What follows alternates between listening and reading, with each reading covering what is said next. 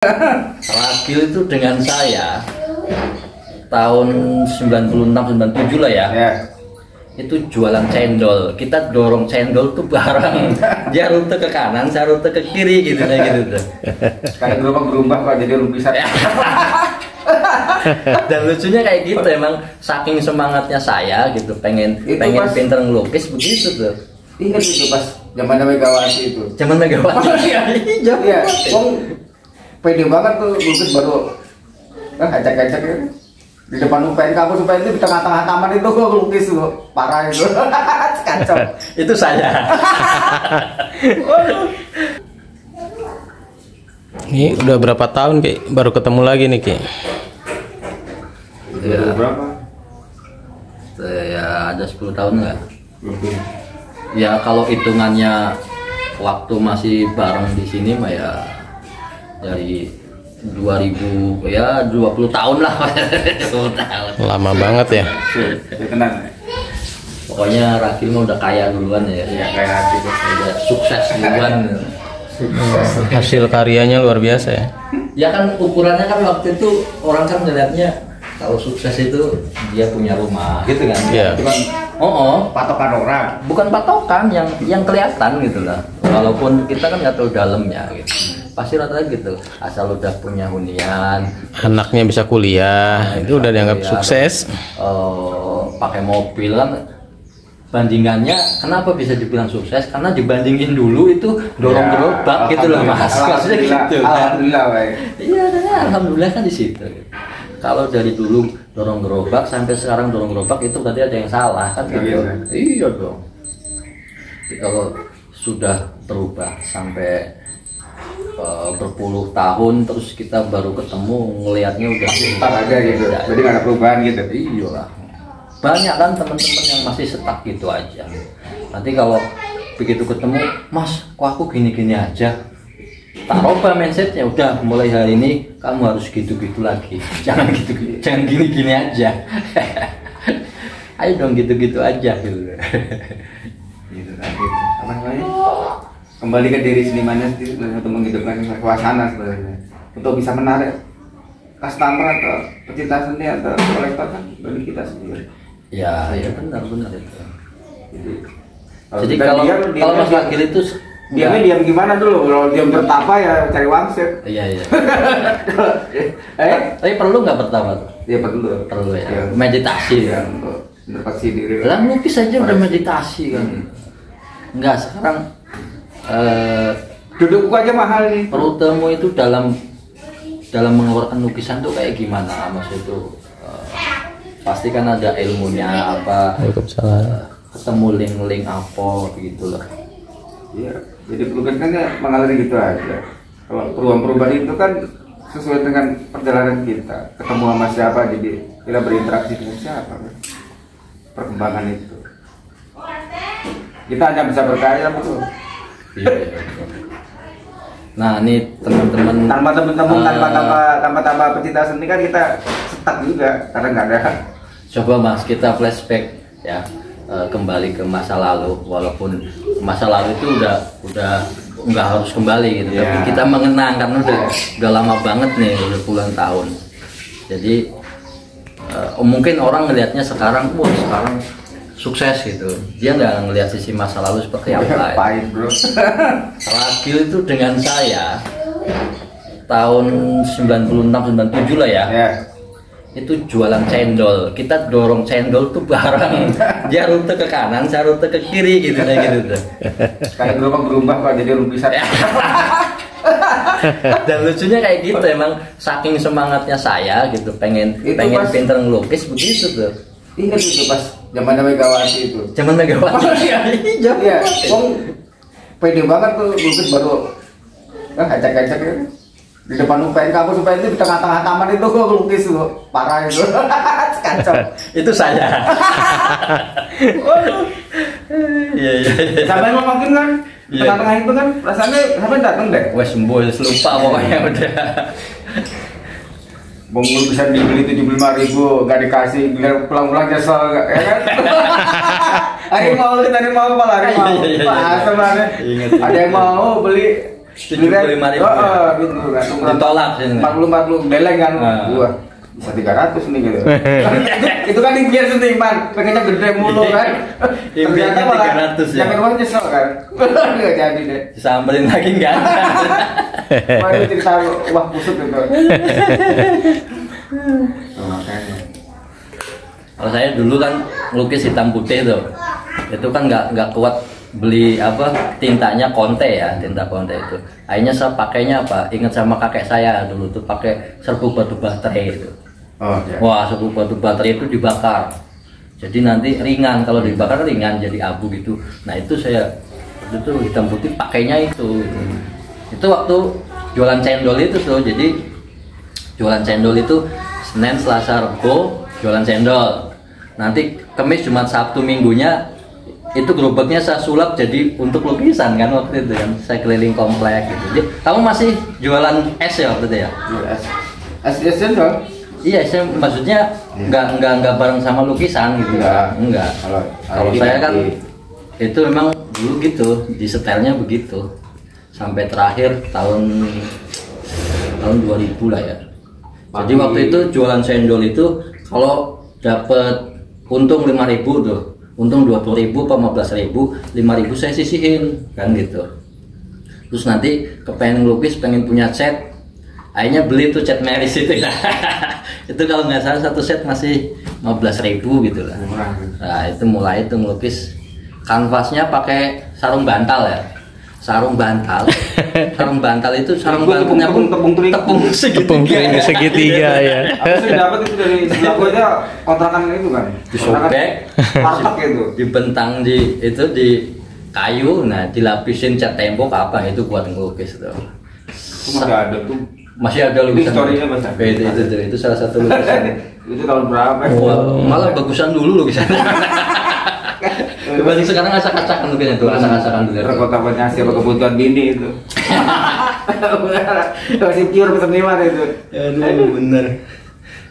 Mas Ragil ini boleh dibilang lebih sukses duluan dibanding saya.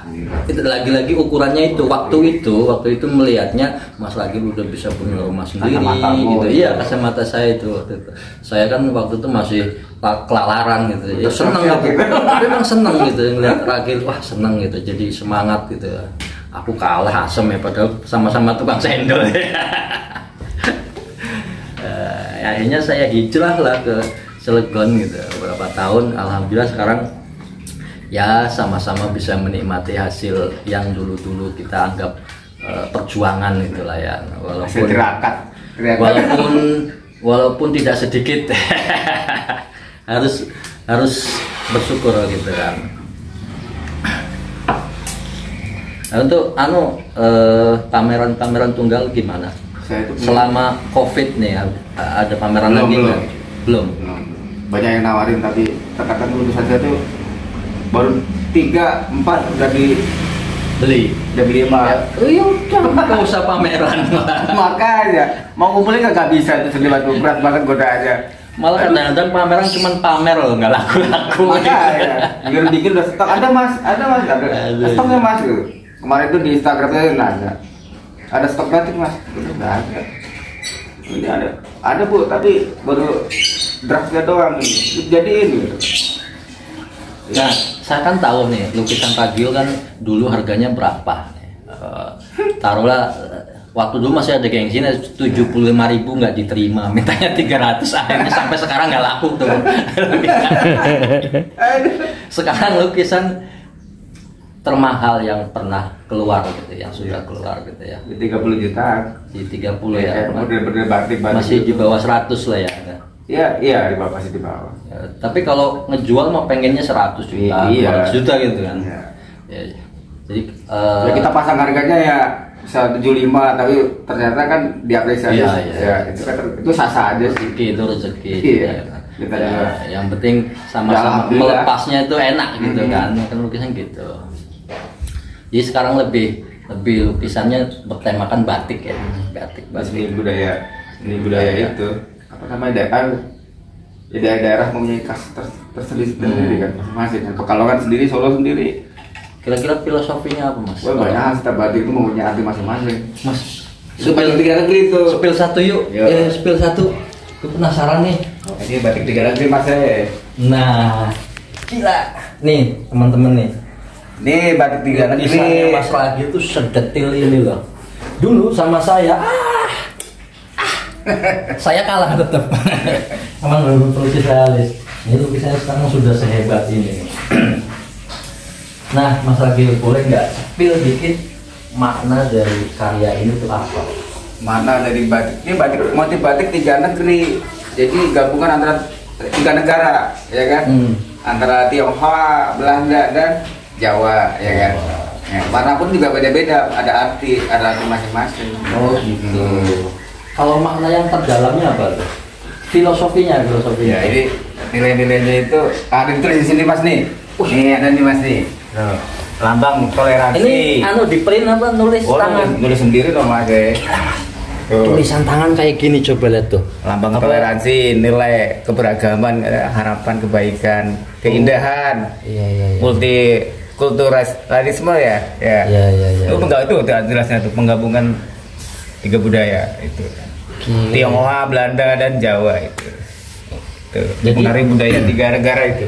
Selain bahasa bentuk dalam lukisan, Mas Ragil juga mengkombinasikan antara makna. Iya, ini langsung ditulis di sini. Kan tidak semua orang inti maknanya gitu, betul.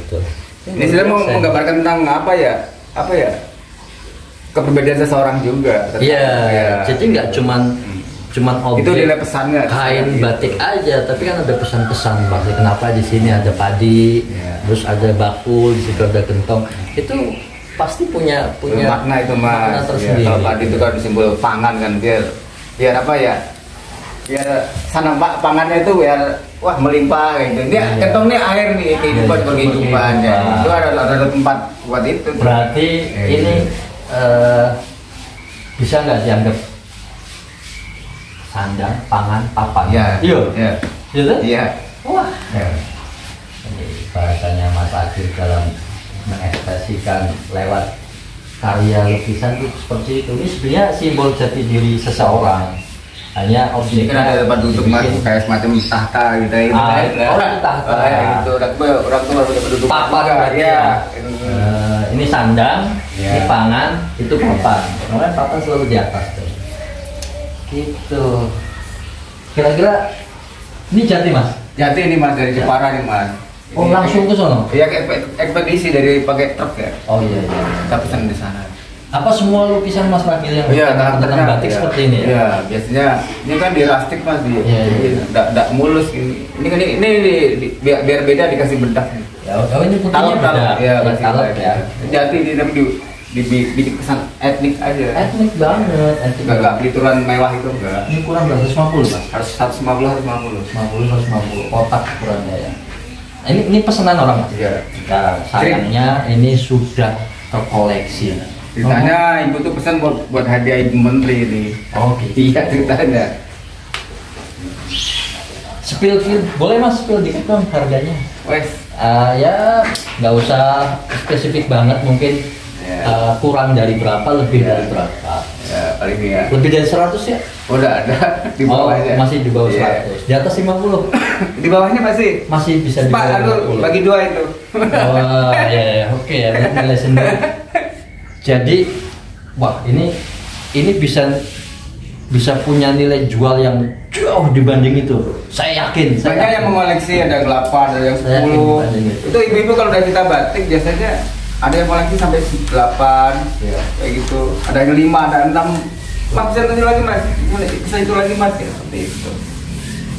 Ya, setidaknya saya sebagai teman dekat, saya tahu persis perjalanan berdua, dan ya lukisannya, karyanya nggak jauh beda lah, dari harganya gitu, nggak jauh beda gitu, antara segitu bisa di atas itu. Saya juga alhamdulillah juga pernah gitu merasakan lukisan yang 100-an juga pernah gitu. Ya pengennya gitu ya. Semua orang pengennya tinggi, tapi kan berproses. Semua berproses. Tapi saya yakin Mas Ragil harus bisa mendapatkan nilai yang jauh di atas itu. Ya, kemudian ke depan karena konsisten. Iya. bagus banget. Ini prosesnya. Proses ya. Ini prosesnya ini seperti ini lihat prosesnya. Dan Mas Ragil ini uniknya bukan cuma foto. Nih, batik Wahyu Tumurun itu. Ini apa? Namanya batik apa, Mas? Wahyu Tumurun. Wahyu Tumurun. Iya. Wah. Ini filosofinya tinggi sekali nih, Mas. Apa, Mas? Kayak seorang yang memiliki apa? Keberuntungan ya. Ya, keberuntungan ya. Setiap orang kan mengharapkan keberuntungan. Nah, jadi filosofinya semoga nanti yang mengoleksi lukisan ini dapat keberuntungan, dapat wahyu. Ya, luar biasa ini. Kita kan berharap seperti itu. Betul. Si pelukisnya dapat untung juga. Iya, dua-duanya. Energi tarik menarik. Iya. Seperti itu. Ini karya-karya lama, Mas ya? Kayak itu kota tua. Nah, ini kota-kota tua. Saya pernah melukis bareng waktu melukis yang gaya seperti ini, Mas Ragil. Itu sempat gitu, Mas. Oh iya, saya tahu banget waktu itu. Sampai saya ngiri waktu itu kok saya nggak bisa ngelukis warna-warna tua seperti ini. Gitu. Mas Ragil sudah mungkin ratusan lukisan ada, Mas. Udah 350 kayak. Bu. Ada yang pernah beli sampai ngitungin dia beli kesini seminggu 2 kali. 350 sisa 25. Wah, edan. Ini yang style seperti ini ya. Iya. Ini tinggal ada sisa 3 lagi, Mas. 3 ini pasti jadi masterpiece dan harganya pasti sangat tinggi. Gitu. Temanku tuh, Mas. Sekarang temanku itu yang di itu, yang lagi hit itu. Si Toto ya? Wah. Muslim. Yang nyeket Toto bukan? Wah. Oh, Muslim. bukan. Yang Ya. gitu kan? 5 minutes jadi 5 menit tuh ya, dan 5 menit kalah sama sekarang mah spread 1 detik doang tuh, Mas. Koleksinya benar seniman. Ini udah dari tahun berapa ini? Itu sesajennya itu. Luar biasa nih. Sesajennya. buang-buang. Ini lukisan Bendoro ini kayaknya udah lama banget ya, Mas. Wah, enggak. Itu temannya Pak itu, temannya Adik. Ini lukisan istrinya ya. Ternyata istrinya pelukis juga loh. Enggak, dia mengintip. Ini siapa? Aku. Mosok. Iya. Kok begini? Kenapa juga lagi? Wahyu dalam kegelapan. Belajar ngaji itu, Pak.